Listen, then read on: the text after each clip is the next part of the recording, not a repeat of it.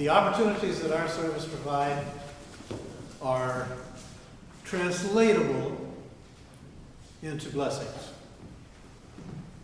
But then again, if you're not ready for them, they can look a lot like a curse. But it's information, and many times revelatory information, even though it may have been around for hundreds of years, thousands of years. To hear it for the first time is like a revelation to you. And there's always that first time of hearing it. Today we're going to actually touch upon evidence. False evidence. False evidence appearing to be real. Is it anything new? No, not at all. As a matter of fact, if you look at the way the world is going, it seems like it's used all the time. And it's used in such a way to keep us from seeing clearly. So wherever you are, whatever is going on in some way, you're likely to be feeling fear. Many people are completely plagued by fear. You possibly woke up this morning and instead of first thing seeing the beauty of this day, it entered into your mind,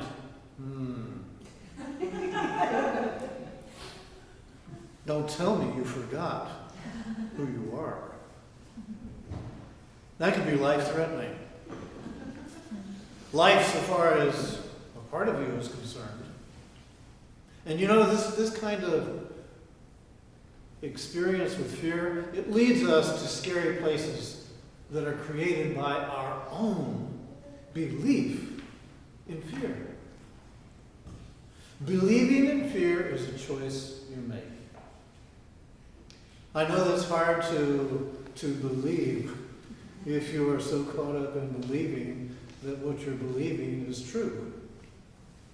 Sometimes you have to step back to see this that I'm experiencing right now has to do with what I believe to be true. And what I need to do is stay present long enough to find out if what I'm believing is actually true. So we're talking about this whole other element of fear that's so layered and so deep within our psyche that we've been carrying it with us forever. It's a belief system based on fear from the past. If you pay attention to what you're feeling, this called psychological fear has nothing to do with the present. Which I think is important to realize that there are origins for fear. The psychological condition of fear is divorced from any concrete and true immediate danger. It comes in many forms: unease, anxiety, worry, concern, nervousness, tension, dread, phobia. Did I leave any out? Probably a gazillion.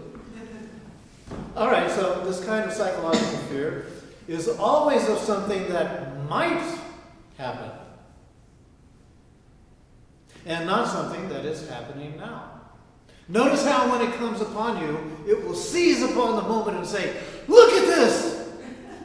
And you're caused to believe, my God, this that is happening now could escalate, it could degenerate, it could turn into, and you become so caught up in it that you fail to realize it isn't happening.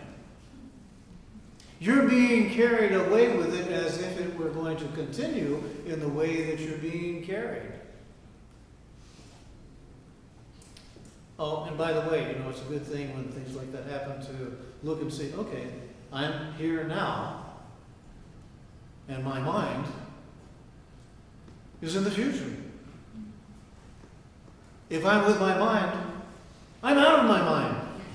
I'm going out of my mind. you are identified with your mind, the ego runs your life. Because of its phantom nature, and despite elaborate defense mechanisms, the ego is very vulnerable and insecure. And it sees itself constantly under threat. This, by the way, is the case even if the ego is outwardly very confident. Let me just show you how confident I am. Now remember that an emotion is the body's reaction to your mind. What message is the body receiving continuously from the ego, the false mind-made self? Danger! I'm under threat. And what is the emotion generated by the body from this continuous message? Fear, of course. Notice how your body is quite capable of generating powerful emotion. And with this constant message being broadcast, look at what you are allowing your body to generate and in the process degenerate from its healthy state. But we are talking about false evidence here. So let's look again and see. Fear seems to have many causes. Fear of loss, fear of failure, fear of being hurt. But ultimately, all fear is the ego's fear of death. It's the ego's fear of annihilation. To the ego, death is always just around the corner. It's this mind-identified state. Fear of death attracts every aspect of your life.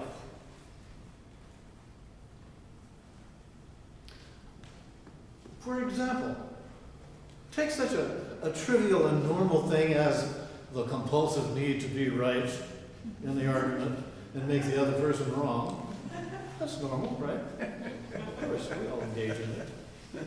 So, this in reality is defending the mental position with which you have identified, and it's due to the fear of death.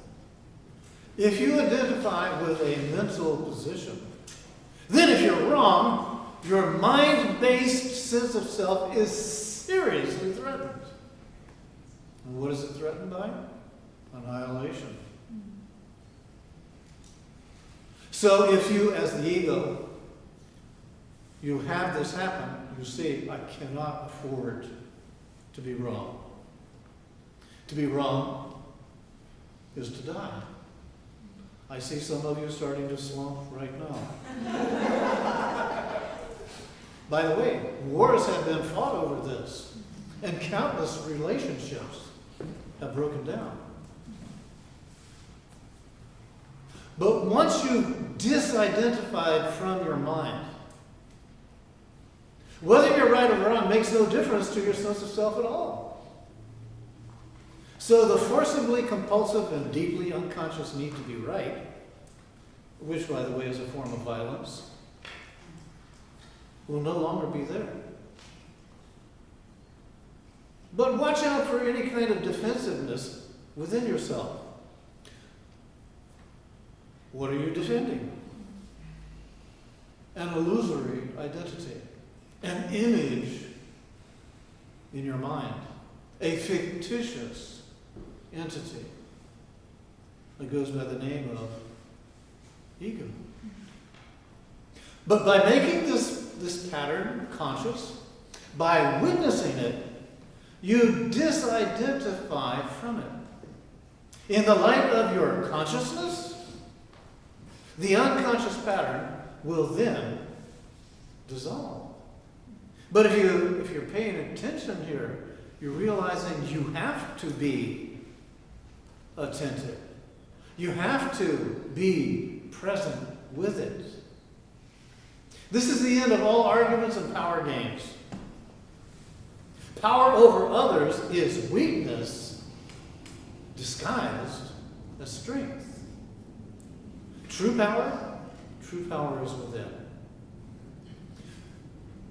So we'll look at this again from the perspective of where fear originates. It originates in the mind. And the mind is always trying to deny the now and escape from it.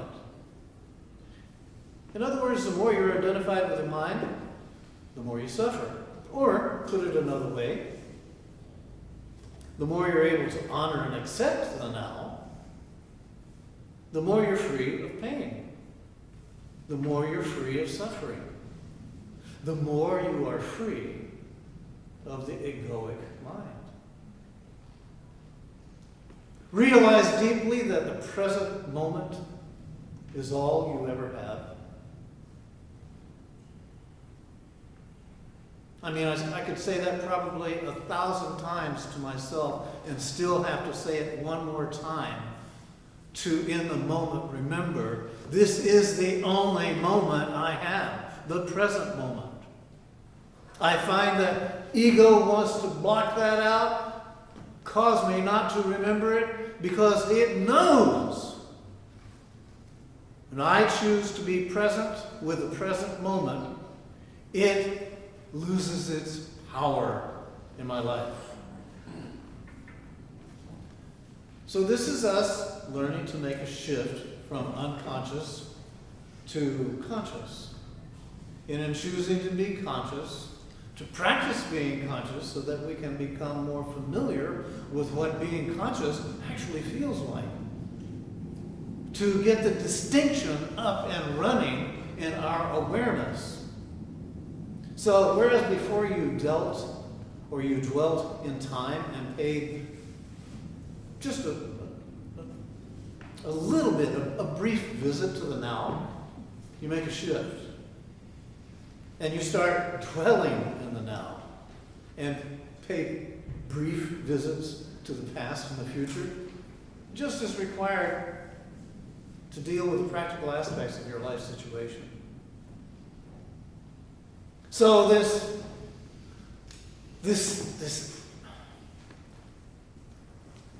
force that comes into our life and says, you must pay me attention. You must bow down to me because I am fear. Eventually you look at it and say, okay, I see you're definitely false evidence. And you are doing your best to appear as real. And I'm catching on.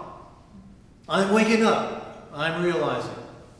As a matter of fact, sometimes I am caused to look and see just how ludicrous my ego is when it tries to present these unbelievable scenarios to me.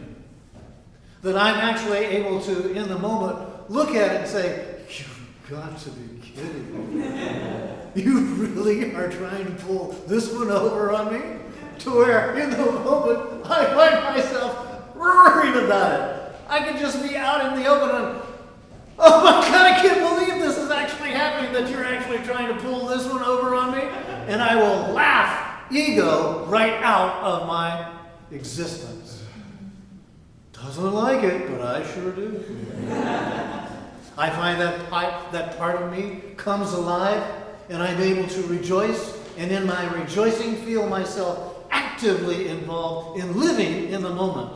And in the moment feeling, this is what awakening is all about. Letting go of what is not, and allowing what is to come forward and reveal itself to me, through me. Thank you for your attention.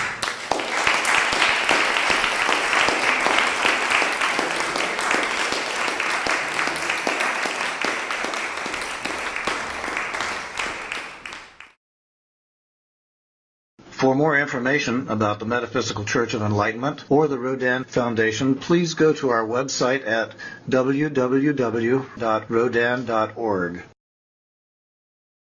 If you have been inspired by the revelations shared in these podcasts, please donate to the Rodin Foundation's ongoing efforts to help others help themselves at www.rodin.org/donate.